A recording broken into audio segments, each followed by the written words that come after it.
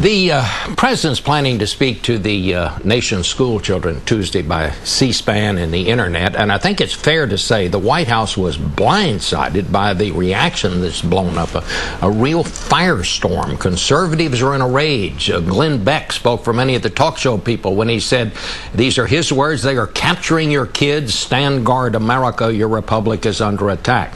Jim Greer, the chair of the Florida Republican Party, complained that taxpayer dollars are being used to spread President Obama's socialist ideology. Even one of the usually moderate voices in the Republican Party, Tim Pawlenty, the governor of Minnesota, said it is disruptive.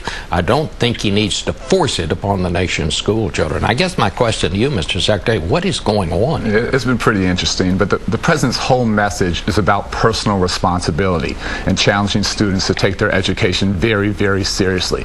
And we have some important goals for the country. We want to see more high-performing schools. We want to see more students improving their academic achievement. We want to see more students going to college and succeeding and graduating. None of those things happen. It's impossible if students aren't working hard every single day.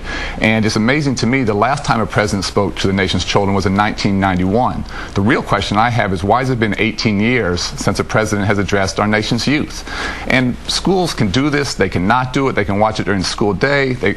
Children could watch it at home with their families. They could watch it a month from now. They could never watch it. It's purely voluntary. But I think all the drama, all the hoopla, at the end of the day, if the president motivates one C student to become a B student, one B student to become an A student, or one student who's thinking about dropping out to stay in school and take their education seriously, it's all worth it. What about we hear that some parents are going to keep their kids at home. Yeah. Again, that's just silly. They can go to school, they can not watch. It's just, going to be, 18-minute speech, and so that just doesn't make any sense. And I understand you have decided now to make the text of the speech public tomorrow. Text will be available tomorrow on the White House website, and people can look. And again, this is all about the president challenging our young people to take responsibility for their education. We can have the hardest working teachers, we can have the best textbooks, we can have the most modern buildings. If students aren't committing to work hard every day, to have a good work ethic, to set goals, to really aspire to something, it's all for naught. And you're not going to cancel, the president's not going to cancel the speech. Oh, no, sir.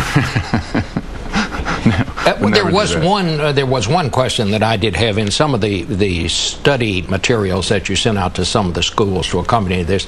At one point, they suggested they write letters to the president about how they could help him. I understand you have changed the wording in that. This was guides that were put out by teachers for teachers, and there's one that wasn't worded quite correctly. It was talking about helping the president hit his goal of having the highest percent of college graduates by 2020. He's drawn a line on the sand in that. We just clarified that to say, write a letter about your own goals and what you're going to do to achieve those goals. So again, it's really about personal responsibility and being accountable, setting real goals, and having the work ethic to see them through.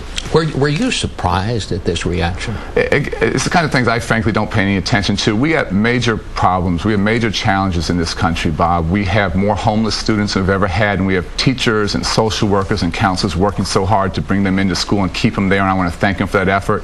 We have a dropout rate that's staggering. 30% of our students don't graduate from high school. That's 1.2 million students every single year, ninth graders that don't complete 12th grade. We have to educate our way to a better economy. This is about global competitiveness.